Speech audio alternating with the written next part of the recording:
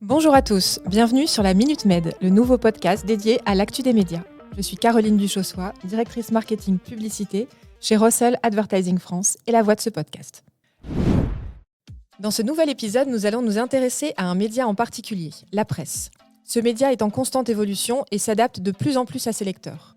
Cap sur 4 tendances sur le secteur de la presse.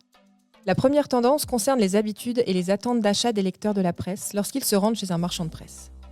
Cette étude effectuée par l'ARCEP en octobre 2022 a été rendue publique le mois dernier.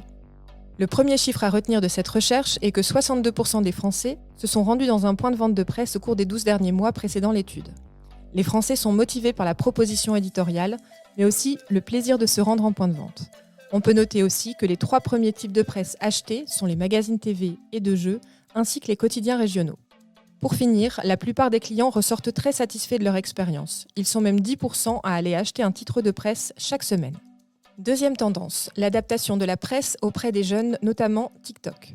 Ce réseau social, plutôt utilisé en guise de divertissement au départ, est de plus en plus consulté pour suivre l'actualité. TikTok, comme Instagram, est devenu une réelle source d'information, notamment chez les plus jeunes. Il n'en fallait pas plus pour les médias pour s'y intéresser.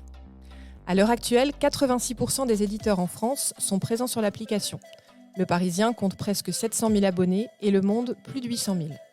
Les médias voient 2 avantages à se lancer sur la plateforme. D'abord, viser une cible jeune qui lit de moins en moins la presse papier. Ensuite, proposer des informations fiables dans un contexte où la désinformation progresse. En bref, les médias presse peuvent s'appuyer sur l'algorithme de TikTok qui peut affiner ses recommandations au fil du temps en fonction de ce que chaque utilisateur aime. Un gros point positif par rapport aux réseaux sociaux concurrents, où le feed est déterminé par son cercle d'amis ou les pages suivies. Troisième tendance du secteur de la presse, l'importance du local. Depuis quelques années, la presse locale a connu un regain de popularité pour devenir la nouvelle star de l'info.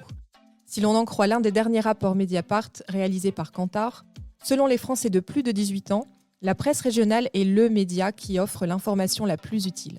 Les médias locaux comme La Voix du Nord, Le Courrier Picard, Paris-Normandie ou l'Union, pour en citer quelques-uns du groupe Russell, peuvent couvrir de nombreux événements qui touchent directement leur public. Ils comprennent les spécificités culturelles, économiques et politiques de leur région. Les lecteurs peuvent ainsi bénéficier d'une analyse plus fine des enjeux qui les concernent.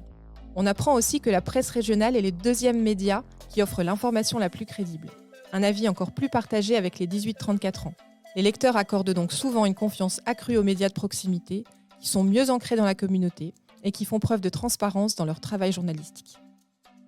Quatrième et dernière tendance, l'évolution de la place de la femme dans le média. Demain la presse a révélé que les sujets qui concernent les femmes préoccupaient de plus en plus les lecteurs. On peut citer par exemple les violences conjugales, l'égalité homme-femme ou encore l'image de la femme dans la publicité. La presse est considérée comme le média qui sert le plus la cause selon l'étude réalisée. Parmi les personnes interrogées, 70% d'entre elles affirment avoir déjà lu ne serait-ce qu'un article au sein d'un magazine, d'un journal ou d'un site de presse au sujet de la situation des femmes dans la société. On note malgré tout que selon la majorité des sondés, il reste encore du progrès. En conclusion, on peut voir que le média presse est en constante évolution et essaie de s'adapter aux tendances, aux cibles, aux habitudes ou encore aux envies de tous ses lecteurs. Même si la presse papier connaît une diminution des ventes depuis quelques années, elle ne dit pas son dernier mot pour continuer d'attirer les lecteurs. Le quotidien d'information 20 minutes a lancé sa propre chaîne télé. Elle se veut chaîne de proximité, linéaire et digitale, proposant un programme d'information, de divertissement et d'échange aux 12 millions de franciliens.